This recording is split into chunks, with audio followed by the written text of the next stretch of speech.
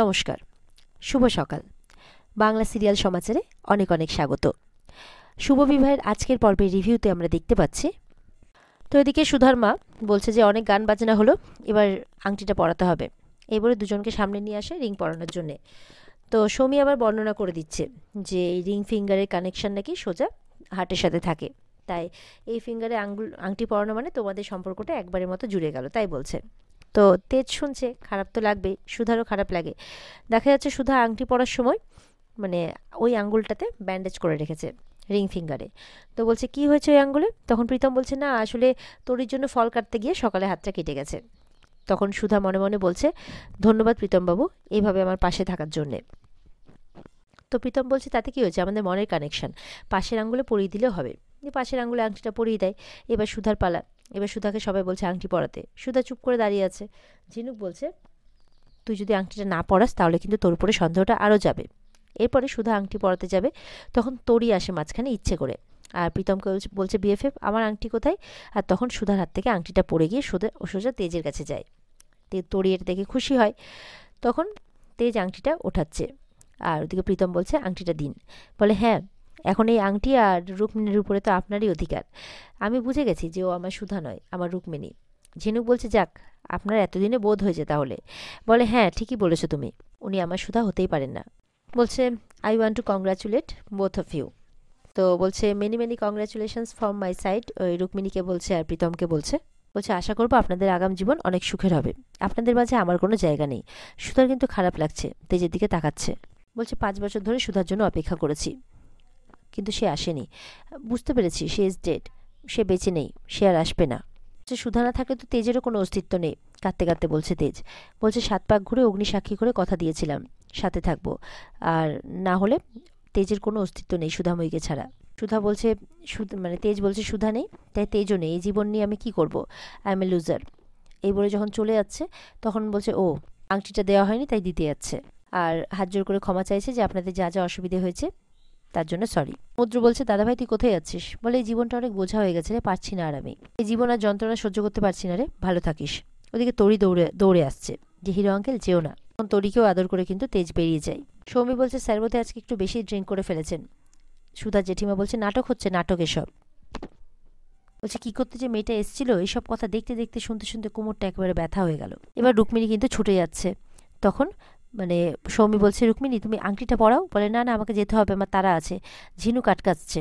বলছে কোথায় যাবেন আপনি? বলছে তেজ নিজের মধ্যে নেই, ও যদি কিছু করে বসে। সুধার মাও আটকাচ্ছে, কিন্তু সুধা কিন্তু কারোর বারণ না শুনে ছুটে বেরিয়ে যায়। এবার তো মানে তরির বিএফএফও দৌড়চ্ছে, দাঁড়ান আমি আসছি। তরি বলছে যেও না যেও না যেও না। দেখছি যখন শুনছে না তরি মাথা ঘুরে পড়ে যাওয়ার অ্যাক্টিং করছে।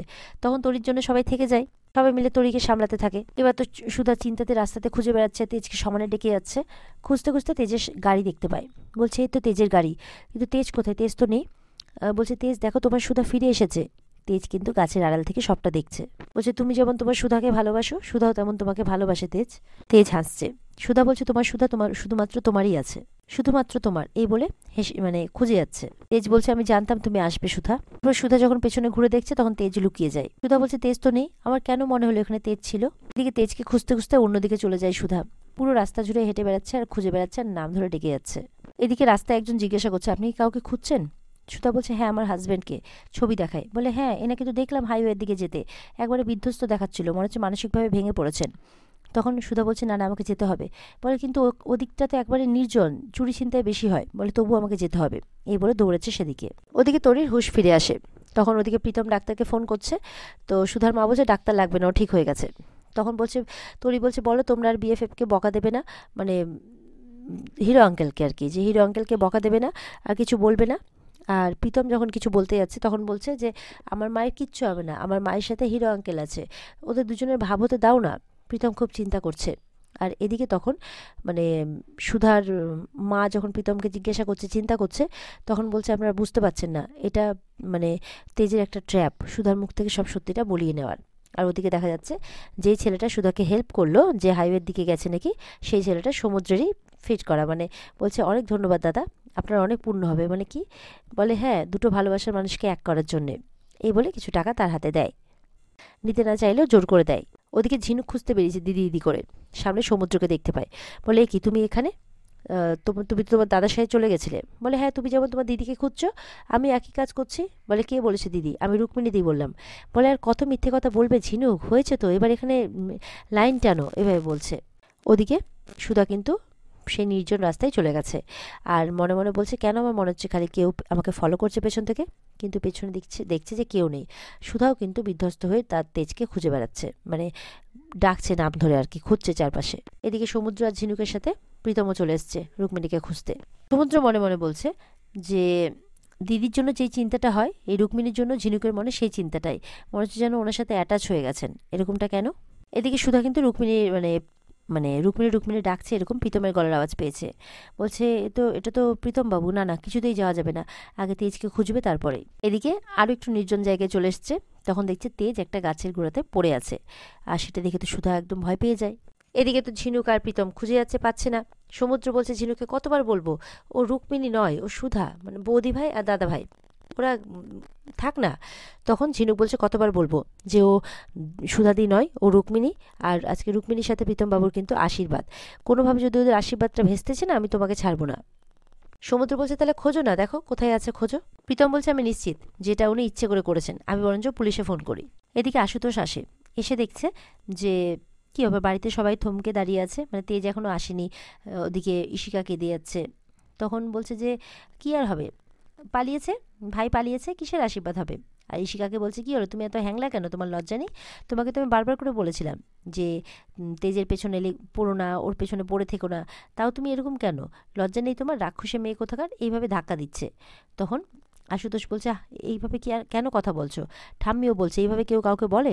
জ্যোৎস্না বলছে যে তেজ যাকে মন প্রাণ দিয়ে ভালোবাসতো সে হচ্ছে সুধা, বুঝতে পেরেছো? ওদিকে সুধা বলছে তেজ তুমি এটা কি করলে, তেজ কেন করলে, তোমাকে ছাড়া তো আমি মরেই যাবো তেজ, এইভাবে বলছে। তখন কিন্তু তেজের হাত নড়ছে, বলে কোথাও ক্ষতচিহ্ন তো দেখতে পাচ্ছি না, তাহলে কি তেজ অজ্ঞান হয়ে গেল? তেজ তেজ বলে ডেকে যাচ্ছে। তখন তেজ উঠছে, বলে আমি জানতাম যে তুমি ঠিক আসবে, আর তুমি আমার সুধা, এই বলে সুধাকে ধরে। সুধা বলছে মানে এইসব তোমার নাটক ছিল? বলে হ্যাঁ, না হলে আমি তো জানতাম যে রুক্মিণী সেনগুপ্ত তেজকে বাঁচাতে আসবে না আশীর্বাদ ছেড়ে, একজনই আসবে, সে হচ্ছে সুধা। এদিকে তেজের মা কিন্তু রেগে গেছে, বলছে যে তাই, সুধাকেই ভালোবাসে, খুব ভালোবাসে, তাহলে সুধা ছেড়ে চলে গেল কেন? আর এই যে রুক্মিণীকে তোরা সুধা সুধা বলছিস, যদি সে সুধাই হয় তাহলে ও নিজের পরিচয়টা দিচ্ছে না কেন? তেজের জন্য ওর কোনো কষ্ট হচ্ছে না কেন?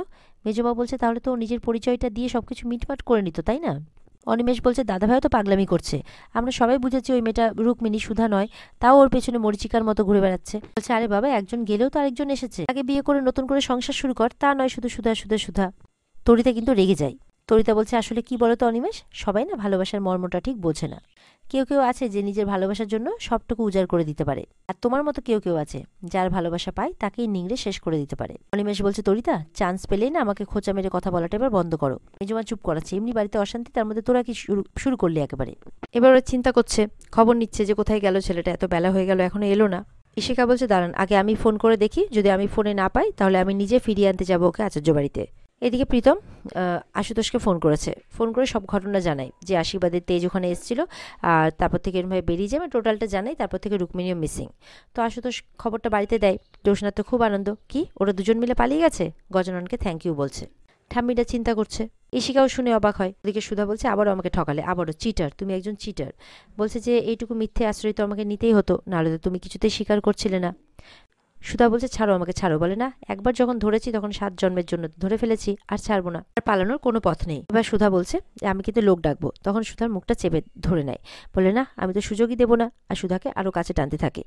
আর এখানে আজকের পর্ব শেষ হয়ে যায়। তো বন্ধুরা, এই ছিল আজকের পর্বের রিভিউ। ভালো লেগে থাকলে লাইক কমেন্ট করে জানাতে ভুলবে না, আর পর্বে বিস্তারিত দেখতে স্টার জলসার পর্দায় অবশ্যই চোখ রাখবে। দেখা হচ্ছে আগামীকালকে, সবাই ভালো থাকবে, টাটা।